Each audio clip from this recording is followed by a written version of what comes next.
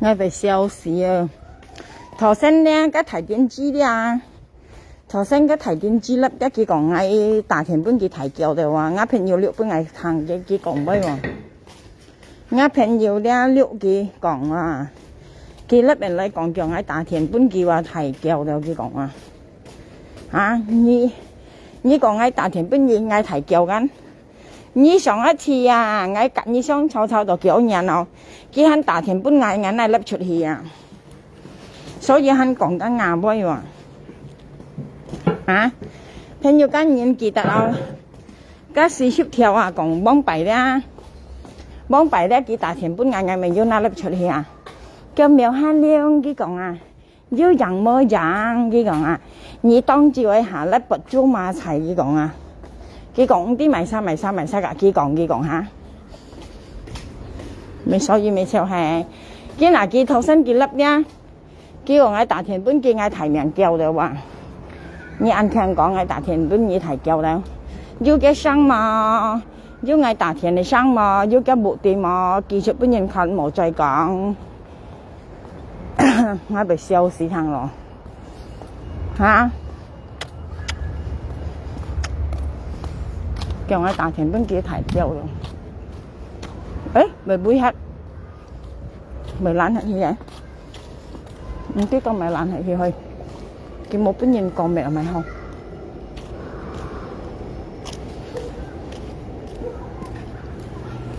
咁講噃嘢嚇，叫我大田本提交。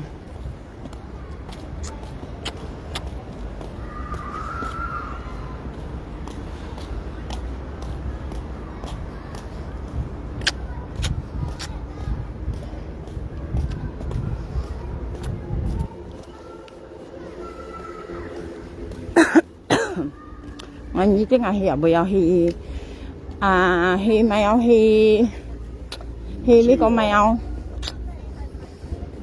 去安中啊，去 supermarket 啊，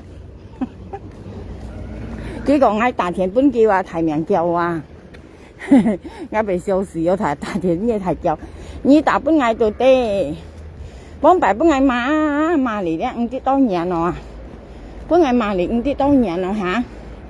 佢大本嗌喎，大田嗌喎，叫苗漢亮佢講啊，要人麼人，叫你當照下你甩拔豬馬齊佢講啊，佢係叫講喺大田本叫啊，冇講空咩有難嘢，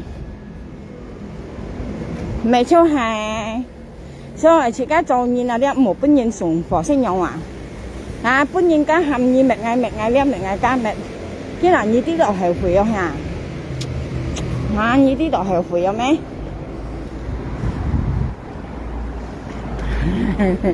佢啲度後悔啊！呢啲啊，佢啲度後悔啊！咧，佢成日到場咧，簽我一齊做朋友啊，冇人歸了。我話你講啱嘢啲啊，你特除嗌啦，呢度冇好到場咧，我跟你講。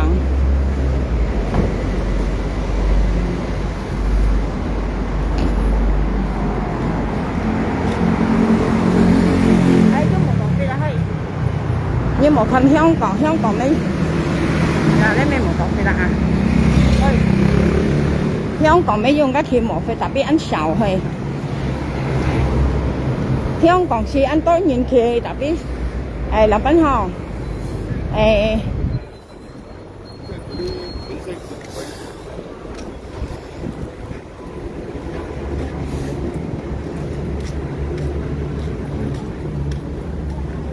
我係咪有？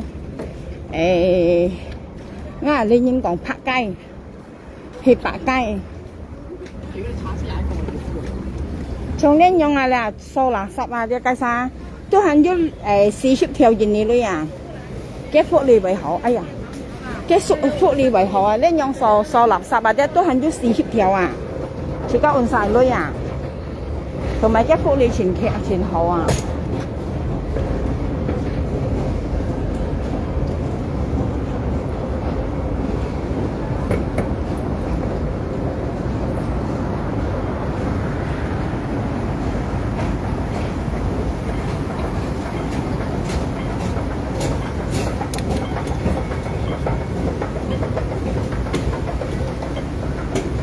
hay còn ngay hàng cây à thôi kia đó sao còn à bây giờ nhiều hàng á lý tiết là ngay một phần gì hay còn ngay hàng cây à phần nhiều ngay đi hàng à chuột à kẻ phụ kẹo 5 分鐘啊bây giờ ngay hàng cây à hả hàng cây như gì liệu bạn còn họ意思係聊啊！呢隻商場我哋嗌熱料就暗都聊唔超啊！啊呢個商場咪多東西看呢啊！喺邊啲嗌去行嚟講啊，熱行唔超嗌買晒啊！唔明人啊去，嗌人買人啱部卡，人啱部人部卡度人面廠。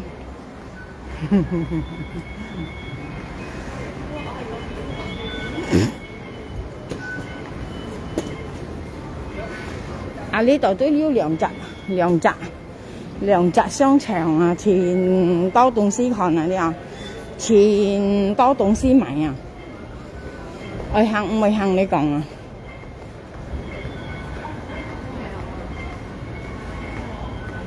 啊，幾百20度嗌咪有啱人行啊！佢別晒講，我冇卡做啲講愛去行下，但一勞工去行。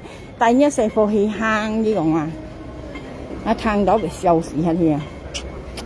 我呢從呢樣啊，黑運啥山村啊嚇，哇去阿妹要去食2粒白燒，要甩定去啊偏嘢嗌食白燒啊樣啊！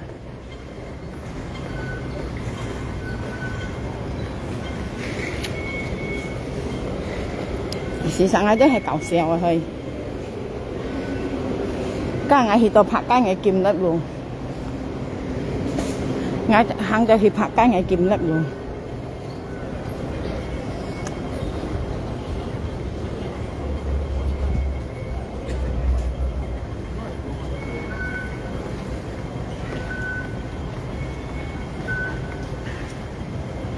呢啲咧咪站我咧係西鐵站。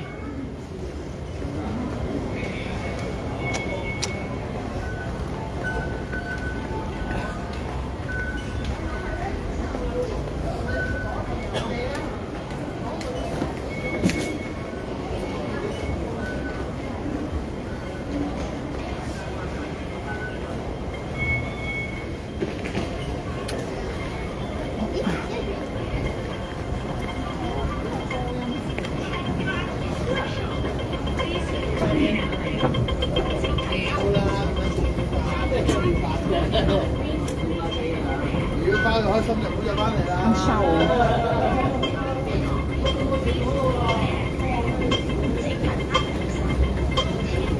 啊！看台幣啊！啊，咪要台幣看下。你要啥看台幣？冇看600咩台幣啫？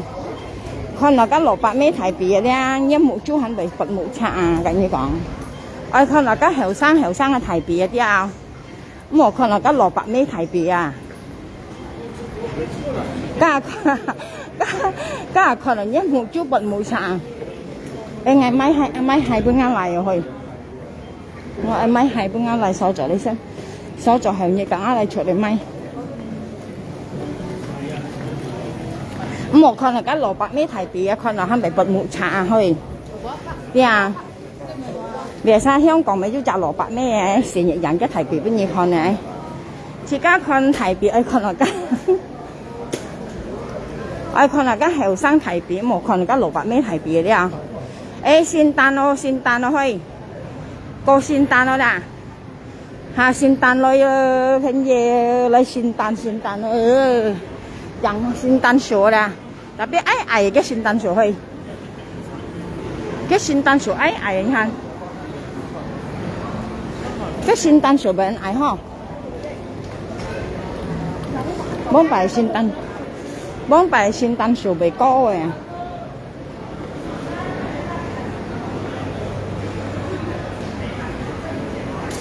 嚟自己愛錢出嚟蛋糕喺度啊！呢啲啊，嚟自愛錢啊，識蛋糕係喺度啊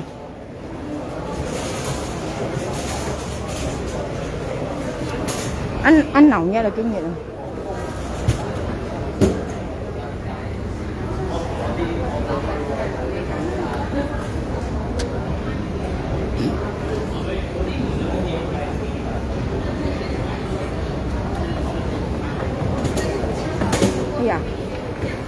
個摩字。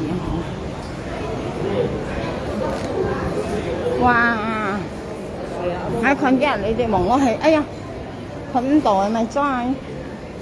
地hết去啊？近度啊！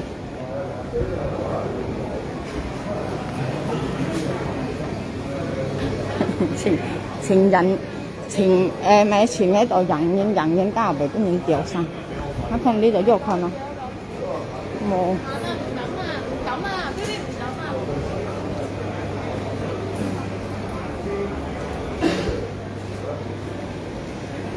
收咁多錢，我頭三天，我買係本啱嚟要手續行業定啱嚟標價先，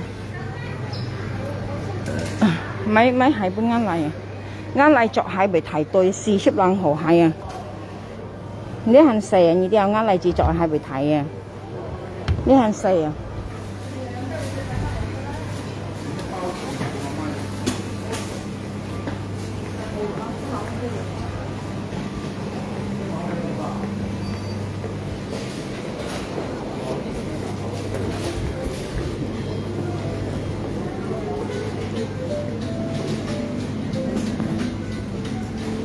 你啲咧買後呢一件呢個筆啊去，我做呢啲東西係一件料嚟啊，一件料實來嘅呢東西啊，筆啊，我做咪係一按實來，一按實最多嘅。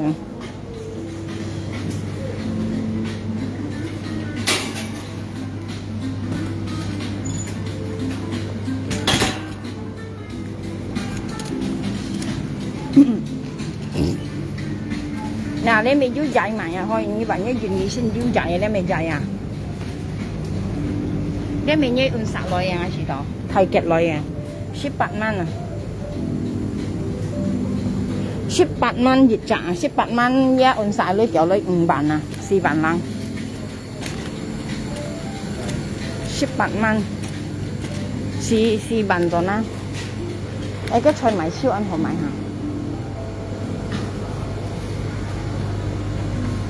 哎呀，有時唔會看到時候，平用係kiếm得望係買。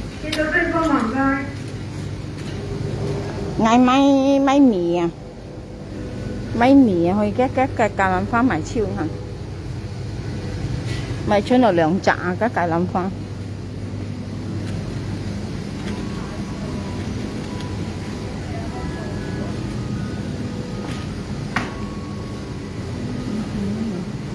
榴蓮啊，ăn thường thì chọn thôi, chọn biết買價錢咧，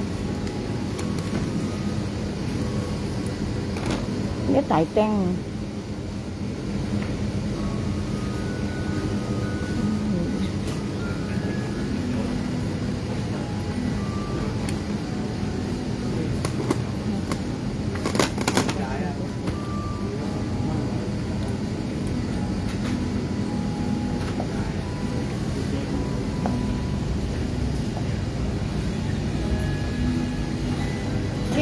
cái nhục hạ sợ để không khéo, cái nhục bong sợ để nhục xin khéo.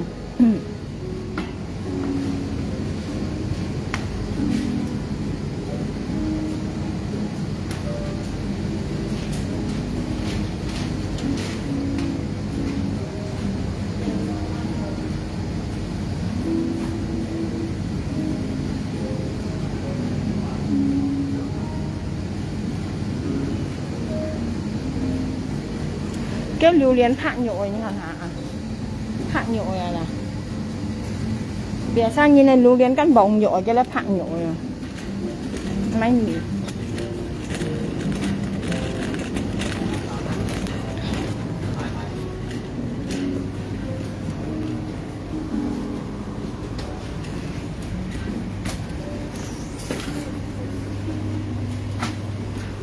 咪米啊，去咪米 beli belat máy mì cái rượu buổi tối hả nè buổi tối rượu rồi mãi rượu rồi chứ hả